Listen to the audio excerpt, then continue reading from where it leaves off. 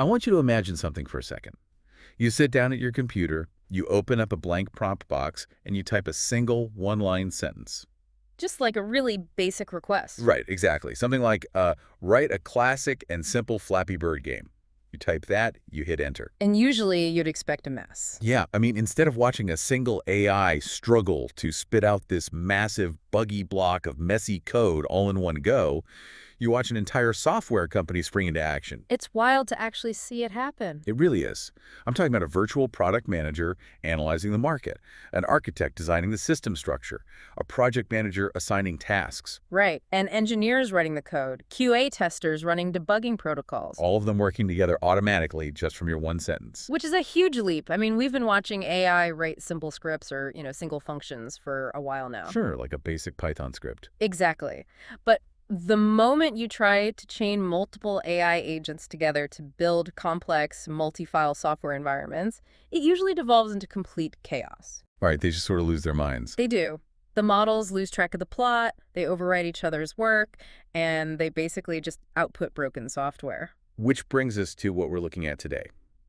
Okay, let's unpack this. Let's do it. Today's deep dive is built on a stack of sources, specifically centering around this really comprehensive academic paper and its accompanying GitHub repository. Which is fascinating reading, by the way. It really is. It details a multi-agent framework called MetaGPT, which was created by researchers from Deep Wisdom, Cost, and a few other institutions. Yeah, a really solid collaboration. So our mission today for you listening is to figure out how assigning strict human-style corporate standard operating procedures, or SOPs, to AI agents actually prevents them from hallucinating. Because that's the core issue, right? The hallucinations. Exactly. We're going to look at the mechanisms making this possible, and honestly, how this could fundamentally change what it means to be a programmer. To really grasp the mechanics of MetaGPT, I think we first have to look at the architectural flaw in previous multi-agent systems. Right, the stuff that came before this. Yeah. Prior attempts at building AI developer teams like these unconstrained role-playing frameworks, they relied on pure natural language dialogue. So just like normal chatting. Pretty much. They essentially just opened a simulated chat room and told the models to, well, talk it out. Which means they were just passing complex coding instructions back and forth in plain English. Right. And when you do that computationally, you run into what researchers call cascading hallucinations. Cascading hallucinations, wow. Yeah, and infinite loops of messages. You have to remember, large language models are, at their core, probabilistic text generators. Right, they're predicting the next word based on their training data. Exactly. They're trained on massive amounts of human internet data, so if you don't aggressively constrain their output, their attention mechanisms drift toward the most common patterns in their training data. Which is just people talking to each other online. Yes, social dialogue. The paper actually highlights a genuinely hilarious failure state of these older, unstructured systems like ChatDev. Oh, I loved this part of the paper. It's so funny. Instead of actually writing code, an AI that was prompted to be the product manager will just output, "Hi, hello, and how are you?" Like it's at a networking event. And then the AI architect responds with, "Great, have you had lunch?" They literally invent water cooler talk. They do. They just start chatting. It's like a disastrous high school group project where everyone meets at the library, they talk over each other for 3 hours, and absolutely nothing gets written down. That is the perfect analogy. Or like, a terrible game of telephone, where the original idea of the Flappy Bird game gets whispered down the line, and by the end, the AI is trying to code a recipe for chicken soup. Because the context window got completely diluted by pleasantries. Right, just completely lost the plot. Taking that group project analogy a bit further, the unconstrained communication format breaks down because complex software architecture requires rigid state tracking. It needs structure. Exactly, not flowing conversation. So the researchers introduced a core philosophy, which they define mathematically in the paper as code equals SOP of team. Code equals SOP in parentheses team. Right. They theorized that by forcing AI agents to use standardized operating procedures, the exact same rigid, document-driven workflows developed by human software companies, you eliminate the water cooler chatter. Because they literally aren't allowed to just chat. Exactly. You keep the context windows pristine. So if unconstrained chatter dilutes the model's attention, what does this SOP-driven alternative actually look like when you boot up the terminal? Well, let's walk through it. Take me through the drawing app example from the paper. Yeah. This was where a user prompts the system to build a Python 3 reui app for a color meter. Yeah, the color meter app. So the assembly line starts with the product manager agent. Okay. Now, in a pure chat system, the PM might just output a vague paragraph saying, build a color meter app. Which isn't very helpful for a coder. No, not at all. But in MetaGPT, the PM system prompt forces it to conduct competitive analysis. Wait, it actually looks at other software. Yes. It outputs specific data structures. It compares the user's request to existing real-world tools.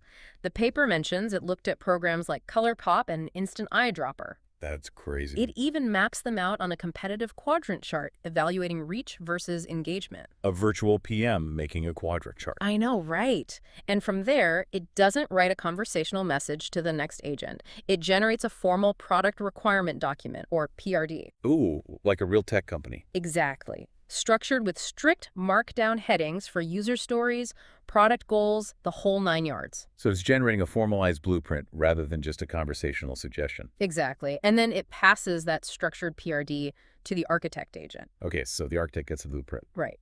The architect reads the PRD and creates the system design. For this drawing app, it decides to use the ticker library for the interface and Pillow for the image processing. Right, standard Python libraries. Yeah. But again, it doesn't just say that in a chat. It outputs a mermaid.js sequence flow diagram, Wow. and it defines the specific Python classes and APIs. So it's mapping out the actual skeleton of the code. Precisely. Then that design goes to the project manager agent, who sequences the architecture into a file-by-file task list. Because you obviously can't write the user interface before the backend data structures are defined. Exactly. There's a logical order. And only then does the engineer agent write the Python code for each file, which is followed by the QA engineer agent writing unit tests. Okay, wait. I have to push back on this architecture a little bit. Go for it. My immediate thought reading this was, aren't we just forcing human corporate bureaucracy onto a supercomputer? I can see why you'd think that. I mean, a machine capable of processing billions of parameters a second shouldn't need a project manager to hand it a task list. Right? Doesn't breaking it down into these administrative layers artificially bottleneck the processing speed? Like, can't the coding AI just read the user's prompt? What's fascinating here is that this bureaucracy is actually the ultimate cognitive constraint for the AI. How so? It's not a bottleneck at all. It's a focusing mechanism. You see, an LLM's performance degrades when you ask it to solve a massive, ambiguous problem all at once. Because there are too many possibilities. Exactly. The probability space for its next token generation is just too wide. So breaking the task down into these rigid steps forces the models to generate structured outputs. Like the JSON files in UML diagrams. Right, and API documents. This guided thinking drastically narrows the probability space. So it knows exactly what format to spit out. Exactly. If the architect AI is only trying to execute one highly specific role, like, say, generating a JSON object of the API endpoints based on the PRD, it performs brilliantly. Because it's not trying to be a coder and a designer at the same time. Right. It doesn't hallucinate outside its bounds because those bounds are strictly defined. Okay, that makes a lot of sense mechanically. You're shrinking the cognitive load into bite-sized deterministic pieces. But if we're restricting them to just JSON files and PRDs, and they aren't talking to each other directly in a chat room anymore, how does the engineer actually get the PRD from the architect? So the researchers solved this with something called a publish-subscribe mechanism. Okay, break that down for me. Instead of agents talking directly to one another one-on-one, all of the structured documents are published to a central global shared message pool. Like a central hub. Right. It acts as a single source of truth for the entire project lifecycle. Here's where it gets really interesting. All right. Because think about the difference between a chaotic 50-person Slack channel. Oh, the worst. Right, where everyone is constantly pinging each other, you're losing track of threads, you're just drowning in noise. That's the old multi-agent way. Exactly. But the MetaGPT way is like having a highly organized corporate bulletin board. Yeah, that's a great way to visualize it. You walk up, you grab the specific folder you need for your specific job, and you ignore the rest. But computationally, how does that subscription model actually work under the hood to prevent information overload? Well, it comes down to context window optimization. Yeah. Every time you send a prompt to an LLM, you are paying in processing power and money for the computational cost of the entire context window. Which is all the text it has to read before generating an answer. Right. If every agent had to read the entire chat history of every other agent, the token count would just skyrocket. You'd hit the model's hard API limits instantly. You would. And worse, the AI would get confused by irrelevant data. So the agents in MetaGPT only subscribe to the specific document types their role requires. Oh, I see. So the architect AI queries that global message pool, but it pulls only the markdown string of the product requirements from the PM. Yep. And it completely filters out, say, the QA engineer's bug reports. Because the architect doesn't need to see bug reports to design the system. So the prompt it receives only contains exactly what it needs to design the system. Precisely. The subscription mechanism keeps the agents hyper-focused, and it keeps the context windows incredibly lean. Which is huge for efficiency. It's massive. For instance, the engineer agent only activates when the system detects that all prerequisite documents from the architect and project manager are present in the pool. So it's not just sitting there spinning its wheels. Right. This drastically reduces the number of tokens processed, which translates directly to saving time and money. And keeps the output perfectly aligned with the initial prompt. Exactly. But let's be real for a second. Even with perfectly isolated context windows and bulletproof JSON system designs, an LLM is still fundamentally a probabilistic text generator. It is, yeah. It's going to hallucinate a variable name or call a deprecated library eventually. It's just inevitable. For sure. Mistakes will happen. So if they aren't chatting to troubleshoot with each other, how does the system recover from a broken build? This brings us to a really crucial part of the paper, the executable feedback mechanism. Okay, executable feedback. Yeah. Previous multi-agent models attempted to do code review, but it was what the industry calls non-executable code review. Meaning they didn't actually run the code. Right. They essentially just had another LLM read the raw code text and try to spot errors mentally. Which seems like a terrible approach. Mhm. I mean, LLMs are notoriously bad at mentally compiling code. They're awful at it. The AI doing the proofreading is just as likely to hallucinate, and output looks good to me, Right. even if the syntax is completely broken. And that's exactly what happened in older systems, the blind leading the blind. Right. But MetaGPT changes the paradigm entirely. The engineer agent doesn't just output text. The framework spins up a local runtime environment. Okay. And it actually executes the generated Python code alongside the unit tests written by the QA engineer. Wow. So it's running a sandbox to get hard data? Yes. So what is the exact mechanism when a test fails and throws a runtime error? Well, the framework captures the raw stack trace the exact error output from the console. The actual error code. Right. And then the self-correction loop kicks in. It feeds that specific stack trace back into the engineer agent's prompt, Okay. along with its own memory of the code it just wrote and the architect's original system design. So it has the full context of what it was supposed to do, what it did, and how it broke. Exactly. The prompt essentially becomes, you wrote this code, it violated the system design by producing this specific key error, fix the logic. That is so direct. It is. The engineer rewrites the code, and the system iteratively tests and debugs for up to 3 retries before finalizing the output. Having the actual compiler act as the ultimate judge of truth completely bypasses the LLM's tendency to confidently lie. It really does. You can't argue with a compiler error. No, you can't. But looking at the benchmarks in the paper, how much does that executable feedback loop actually move the needle on performance? I mean, does it make that big of a difference? It makes a definitive difference. The researchers tested MetaGPT on a standard benchmark called MBPP. Right. Mostly basic Python problems. Yeah, which tests algorithmic logic. Adding the executable feedback mechanism resulted in a 5.4% absolute improvement in the pass rate. That's a solid jump. It is.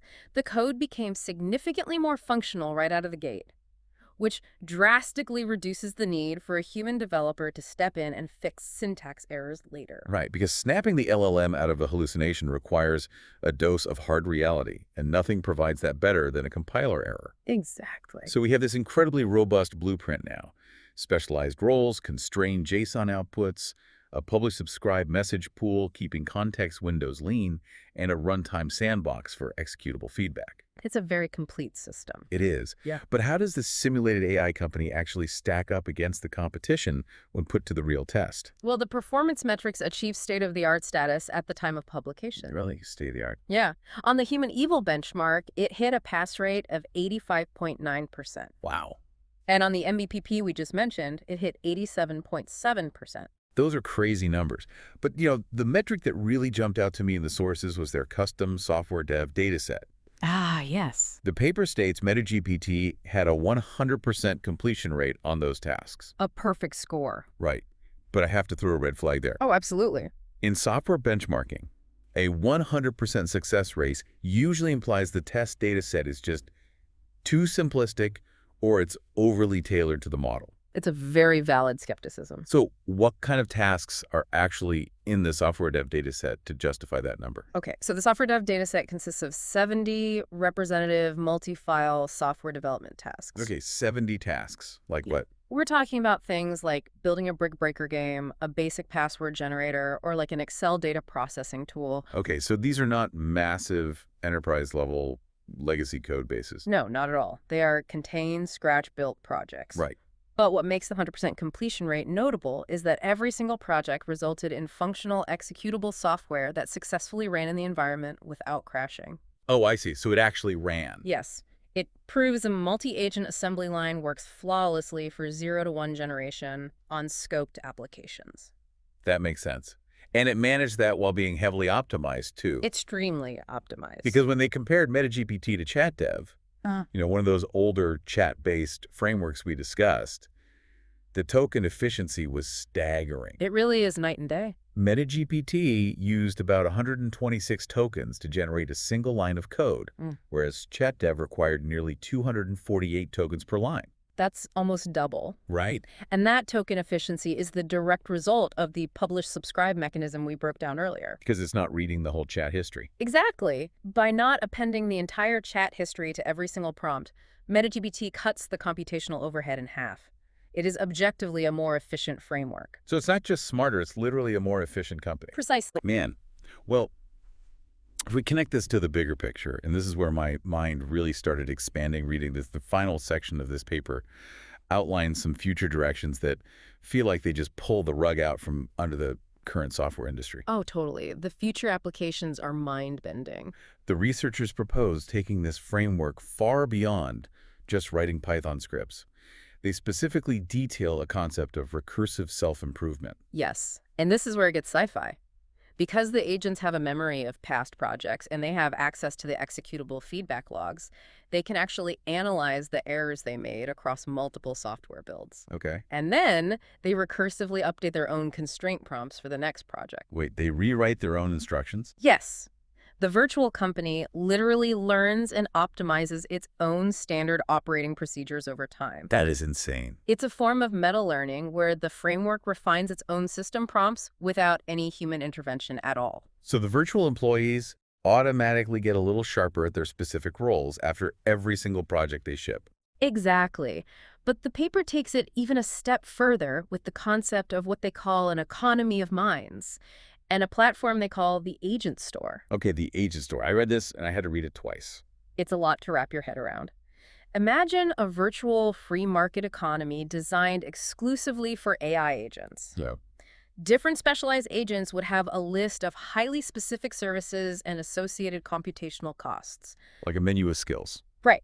So if your project manager AI is running a massive build and realizes the PRD requires an incredibly complex machine learning data analysis module. Which maybe the standard engineer isn't great at. Exactly. It doesn't have to force the general engineer agent to stumble through it. It can go to the agent store, use a virtual API token currency, and purchase the services of a highly specialized data analyst AI to complete that specific module. I mean, just integrate it. Yes, it integrates the result back into the main code base. It's literally an automated machine-to-machine gig economy. That's exactly what it is. The AI project manager is essentially hiring freelance AI workers on the fly, paying them for their compute time, incorporating their work, and then delivering the final product to the human user. It's a fully autonomous supply chain of intelligence, all governed by strict SOPs. That is just whack. It completely reframes how we think about computational resources.